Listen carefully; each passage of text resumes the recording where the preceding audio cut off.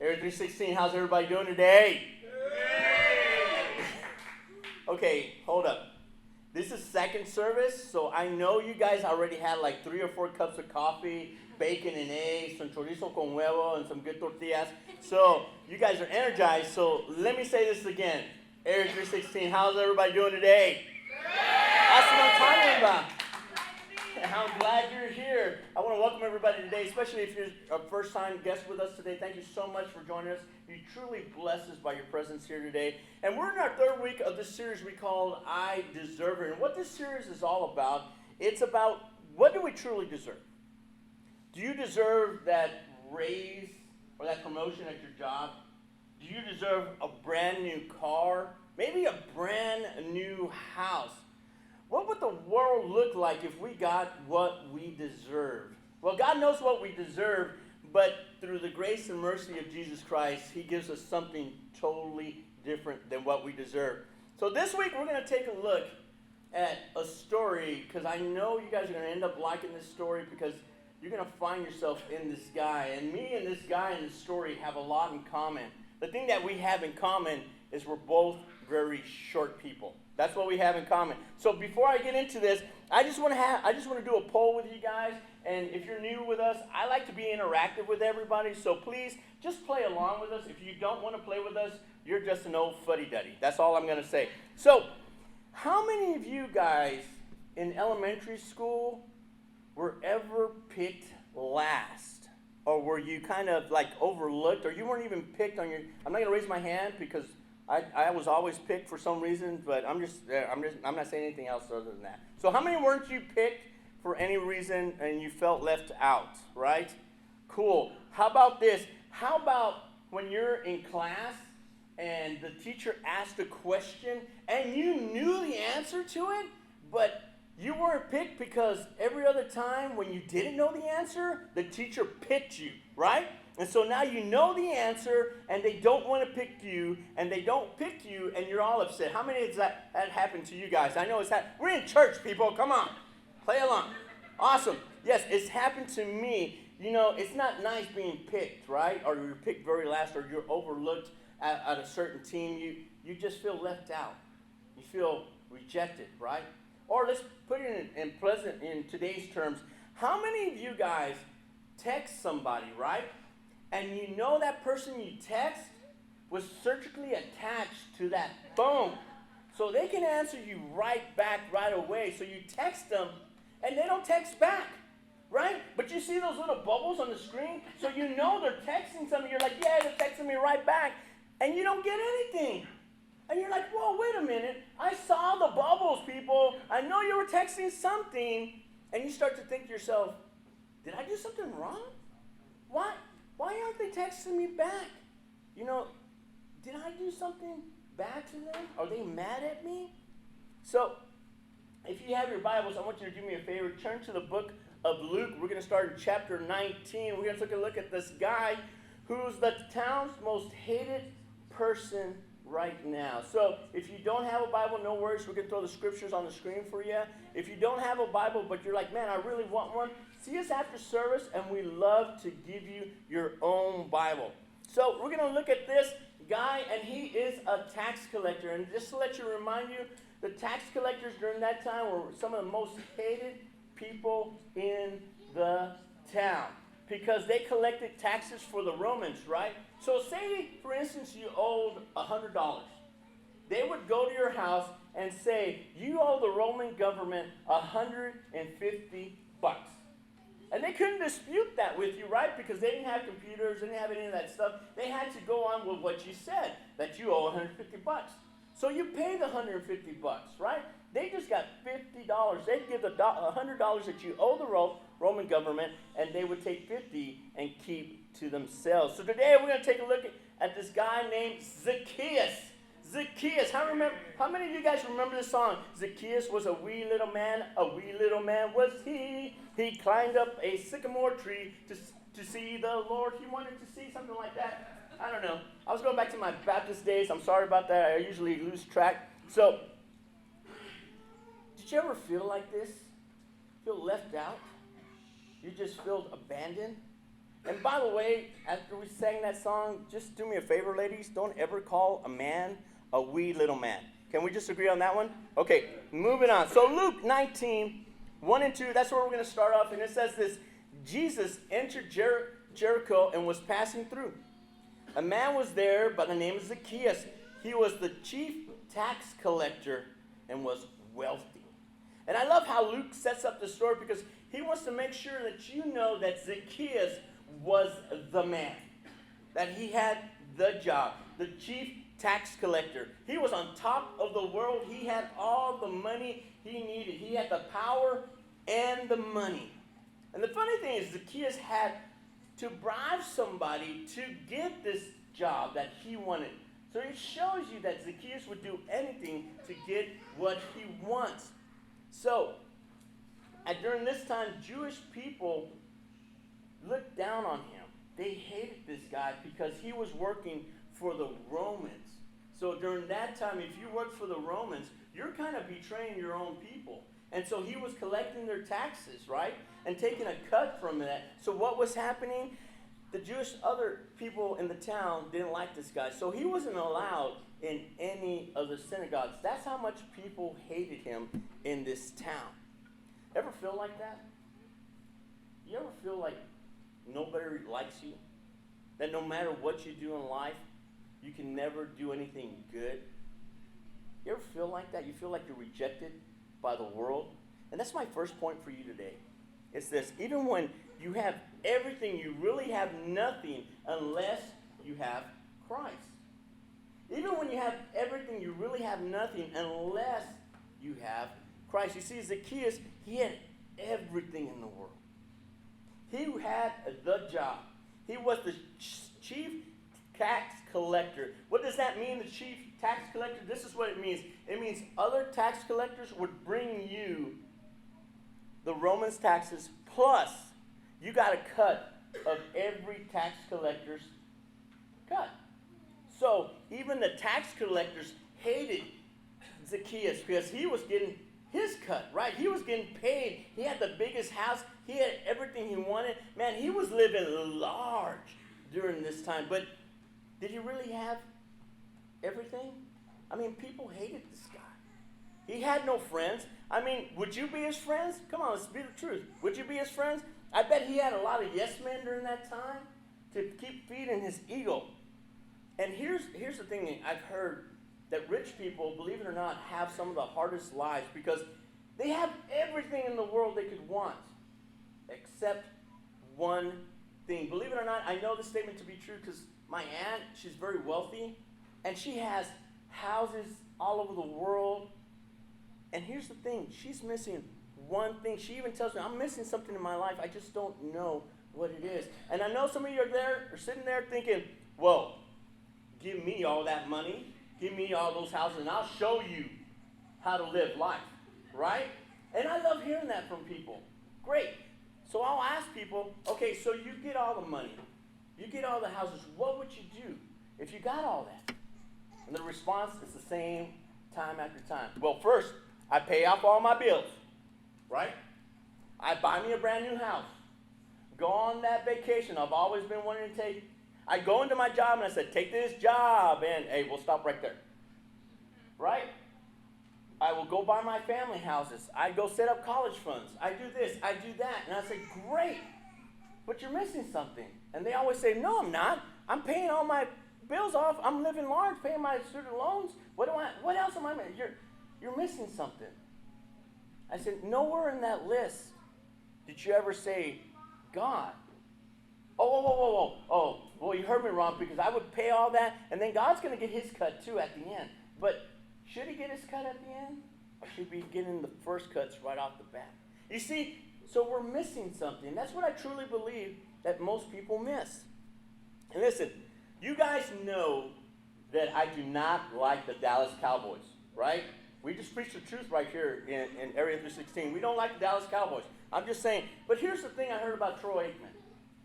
After he won his first Super Bowl, he's on top of the world. He's MVP. He has everything his heart can desire. And you know what he did? He went to his hotel room by himself, and sat there by himself.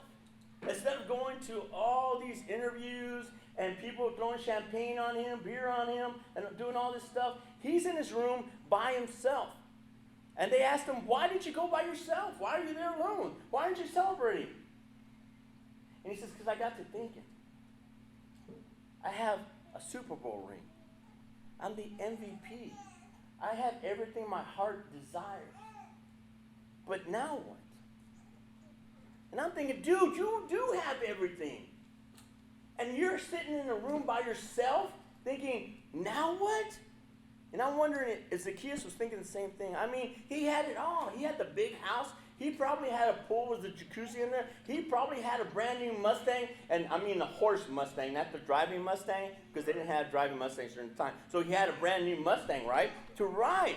And he had all the money he could ever want. But did he really have it all? Something was missing. And I mean, we say this all the time, right? Especially in church. We see the perfect couple. They're there, they're worshiping, and their hands are up. Your marriage is failing. You look to them and you're thinking, why can't my marriage be like their marriage? And the thing you're missing is you don't see the struggle they're going through, right? And you're thinking, man, I just want that. Or how about in social media, right? You look at a friend's page, they got 3,000 friends, and you only have 500. And you're thinking, what the deuce? Why don't I have that many friends? Why do I only have 500? But here's the thing. You don't see if they're suffering, if they're missing something. Are they just playing the game so they can seem larger than life? So we go on to read. In the same chapter, verse 3 says, Zacchaeus wanted to see who Jesus was, but because he was short, I'm not going to say short from now on. I'll say vertically challenged, right? Because we want to be politically correct. So I'm going to say vertically challenged from now on. He could not see over the crowd. Zacchaeus, by now, has heard of Jesus. He knows what Jesus does. He spends time with outcasts, with people who are rejected during that time. He spent time with other tax collectors because by now he has heard the story of Matthew, the other tax collector. So Zacchaeus wanted to see if he was what Jesus was all about. So because he was vertically challenged, he wasn't able to see. And that's what from now on, that's what I'm going to call myself, vertically challenged. So I'm not going to call myself short anymore. I'm going to call myself vertically challenged. But Zacchaeus could not see over the crowd, right? He was so short. How short was he? Thank you. First service. So let me say it again. Zacchaeus was so short. How short was he? Very good. He was so short, when he sneezed, he hit his head on the ground. Oh, that wasn't funny. Okay, this one. Try this one. Zacchaeus was so short. How short was he? Let's try this again. Only one person gets it. Everybody else is asleep. Let's try it one more time. Zacchaeus was so short. How short was he? When he got off the potty, he broke his legs. Come on, that one was really funny. So what does Zacchaeus do to see Christ? We read in Luke 19:4. He says this. This is what happens. So he runs ahead and climbs a sycamore fig tree to see him, since Jesus was coming that way. He ran ahead. And let me just let you know, wealthy Jewish men, they don't run. They don't run for anything. You remember the story of the prodigal son? He was a rich Jewish man. But what did he do when he saw his son? He ran to him. So here's Zacchaeus, a rich Jewish man, and he runs. And then on top of that, he climbs a tree. Rich Jewish men, they don't climb trees. You see, because that's beneath them. That's reserved for slaves, not for rich Jewish men. And here's my second point for you today. Don't run towards people. Run to Jesus. Don't run towards people. Run to Jesus. But who hasn't done that, right? Who hasn't gone to people seeking their counsel, seeking, hey, can you help me in this problem? Hey, I got a big decision. Can you help me walk through this process? Who hasn't done that? And we rely on people's help, right? And then what happens in the end? They don't end up helping us. So we're thinking, why? Why? Why didn't you help us? And here's the thing. You place your hope in people. And then what happens when they let you down? You get mad. And who's the first person you blame? God. Let's be real. You blame God. And here's the thing, you never asked him for help. But you went to people and asked them for help, and now you're blaming God because they didn't help you. You see, you placed your hope in people. And that happens in church too, right? When somebody hurts you in church, what happens? You stop going to church. You stop going to Bible study. You're upset. And you look at them, and you'll say things about them, or you say things about the church and say, oh, I don't want to go to that church. You know why? Because they're hypocrites there. Well, yeah. That's where we go to church. That's where the hurt go to church. That's where people who are seeking people to help them, to seek God, that's where they go to hurt. That's where the unworthy go. And that's why you go to church, to find Jesus. And here's the thing. You place your hope in people instead of putting your hope in Jesus, what happens? There's a letdown in there. You see, when you're sick, what do? You go to a doctor, right? To get seen, to get better. Well, when you're broken, when you're hurting, when you're suffering, when you're seeking, when you're lonely, when you're unloved, when you're unworthy, Jesus is there for you. Look, there's a few stories in the Bible that tell you this, that show you that people who put faith in people and then decided, no, I'm not going to put my faith in people, I'm going to put it in Jesus Christ. Like the lady who was bleeding for 12 years. She saw all the physicians in the world. They couldn't stop the bleeding. So what did she do? She said, I just need to go see Jesus. I just need to go touch Jesus, and I know he's going to heal me right off the bat. And there's a big crowd, and she makes her way through that crowd. She sees Jesus, and she just touches the edge of his cloth and is healed by her faith in Jesus. And then there's the four guys with their friend. They see Jesus. They know Jesus has come to their town, and Jesus is in this house full. It's crowded. There's no way you're going to get in. People are outside trying to look in. And what do? They do a little breaking and entering, right? They go on top of the roof, make a hole in the roof, and they lower their friend to the ground next to Jesus. And that friend is healed because their faith was in Jesus and not in people. So the question is, who are you going to put your faith in? People or Jesus? You see, you have to seek him in everything you do. And here's the thing, when you seek him, you will find him. When you seek him, you will find him. Proverbs 8:35 says this, for those who find me find life and receive favor from the Lord. So let's keep on reading. Luke 19:5 says this, when Jesus reached the spot, he looked up and said to Zacchaeus, come down immediately. I must stay at your house today. Here's my next point for you. Jesus knows your name. Let me say it again, because some of you are thinking, no, there's no way. But I want you to know that Jesus knows your name. Jesus knows your name. Jesus called Zacchaeus by name. Imagine that. He's hanging on to a limb. Jesus looks up and says, Zacchaeus, hey, come down. I got to go to your house. That probably freaked Zacchaeus out, right? And he's like, whoa. Jesus knows my name. The crowd probably looked at Jesus and go, whoa, you know that guy's name? Do you not know who that guy is? Because remember, he's the most hated guy in town. But Jesus knew his name. And this is what I want you to know, that Jesus knows your name also. It doesn't matter what you've done in your life. It doesn't matter where you are in your life. Jesus calls you by your name. Jesus is such a good shepherd that he knows each one of the names of his sheep. And here's the thing. I've been there, done that, and Jesus knows my name. And if he knows my name, you can rest assured that he knows each one of your names. And on top of that, he tells Zacchaeus, hey, come down right now because we're going to go to your house. and we're going to eat, and we're going to celebrate, and we're going to have a party. Yeah.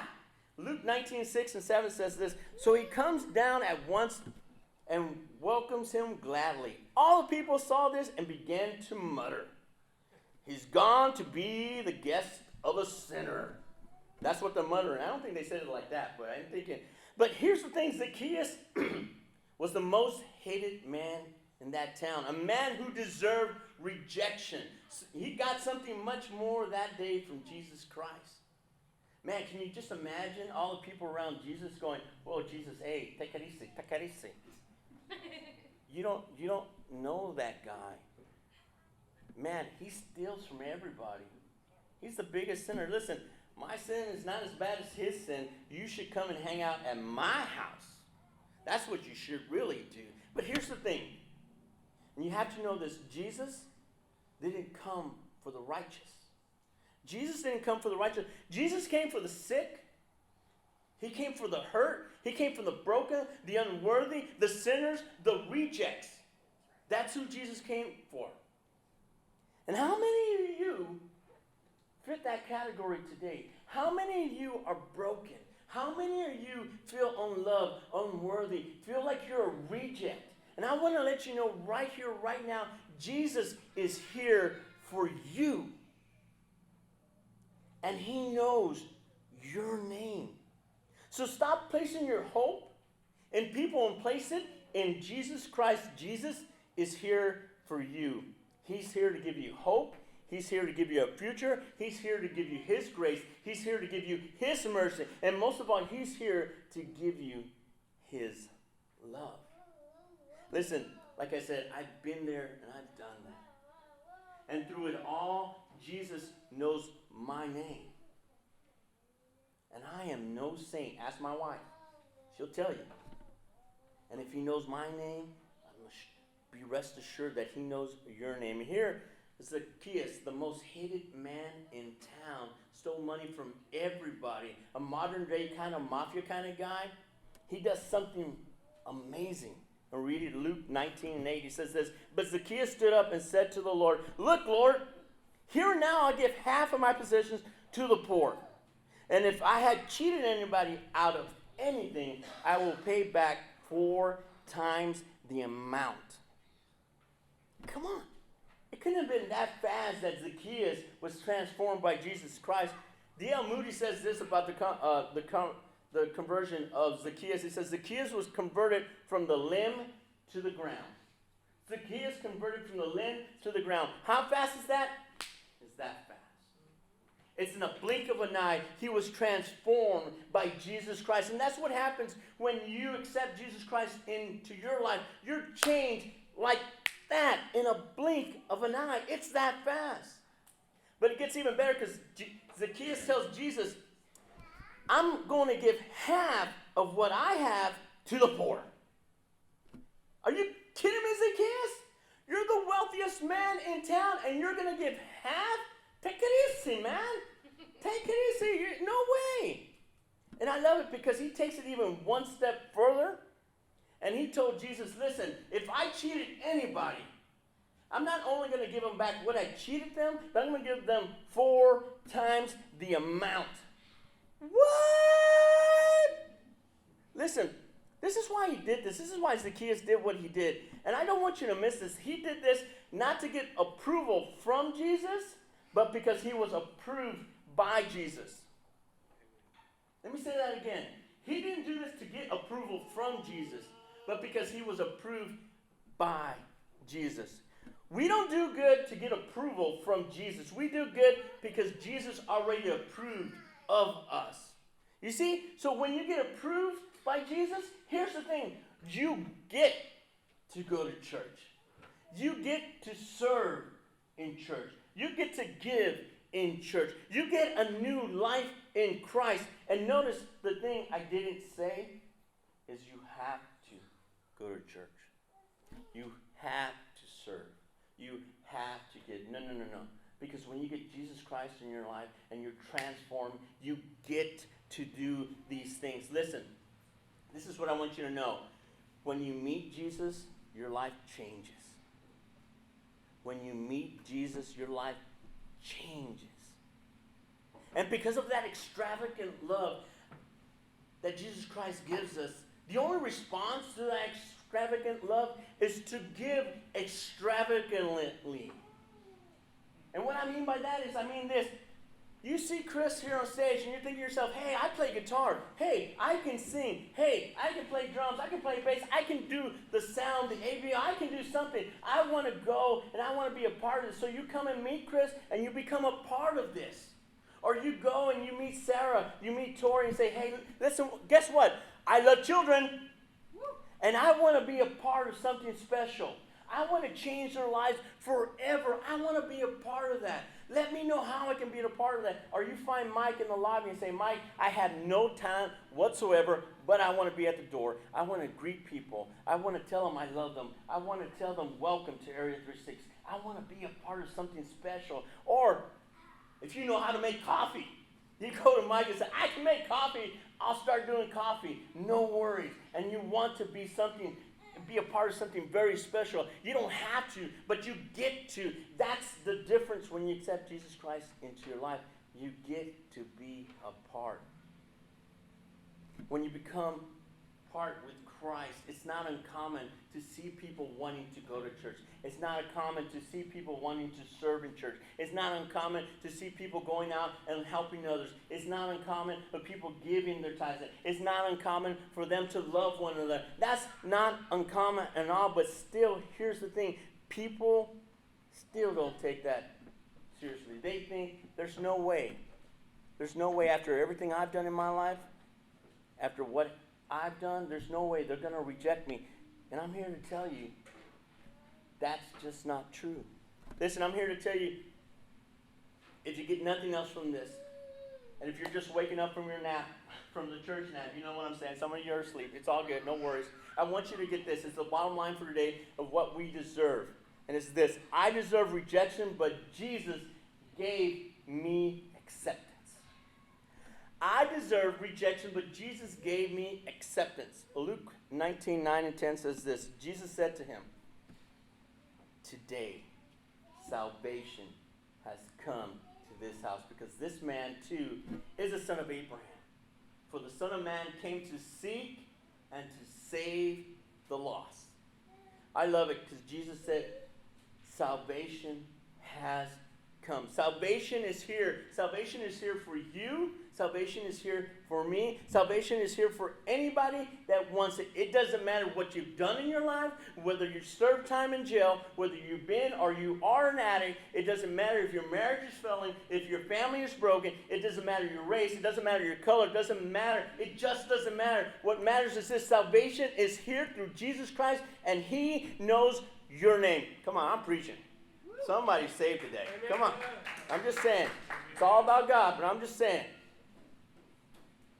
I'm going to invite the worship team back up because I don't know where you are in your life, but I want you to know that salvation is here for you today. If you're here today and you're struggling, you feel unloved, you feel unworthy, you feel rejected by the world, I want to introduce you to someone who will never reject you. Someone who loves you so much that He died on the cross so you can be approved. I want to let you know that salvation is here for you. All you have to do is accept this free gift. Free. F-R-E-E. There's nothing you can do to earn this. There's nothing you can do to buy this. It's a free gift. All you have to do is accept Jesus Christ in your life.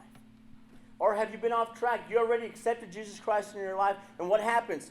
Life happens, right? You get off track. I want to let you know right now, all you have to do is turn around, because salvation has His arms open wide, and all you have to do is walk back into His loving arms.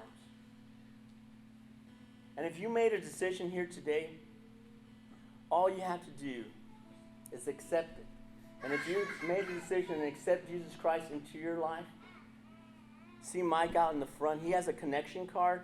Fill that out and let us know about the decision you made today. It's only going to take a couple of minutes. No worries. No worries. We're not going to sell you information. I'm not even going to go to your house and knock. We just want to come around you because we get to pray for you. and we get to lift you up. And you become part of this family. Or if today you decided, you know what, I'm tired, I'm getting off the sideline, I get to serve. I get to be a part of this. I get to be with Jesus Christ. And you want to serve on one of these teams, just see Mike, fill out that connection card and somebody will get with you. But whatever you do, don't miss this point. Salvation is here. It's here for you. It's here for me. It's here for everybody. Doesn't matter what's happening in your life. Salvation is here. And Jesus said that. So we're going to close in prayer. When we close, I'd love for you guys to stand with us as we celebrate salvation that is here. As we celebrate those who've given their life over to Christ. Those who've rededicated their lives to Christ. We celebrate because salvation knows each one of your names. Let's pray.